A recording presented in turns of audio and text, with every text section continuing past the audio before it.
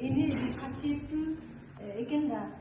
Ошон үчүн бүгүнкү биздин кадамдарыбыз алгачкы бүгүнкү биринчи жолу ушу окуйбуз деген кадамдарыбыз байсалдуу болуп, анан алган илим билимдерибиз баардыгы амалда болуп, ушундай шоколадтай ширин болуп, торттой ширин болуп, жашообуз дагы ушундай ширин болуп жүрүшүнү каалап, биздин кыргызда атада татуу деген бар. Ушул бүгүнкү немебиз ширин болуп.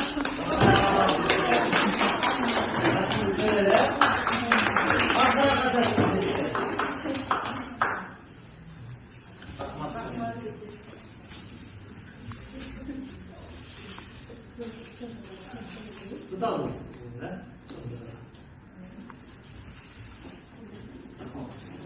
Ama hükümetinden ben çay istedim.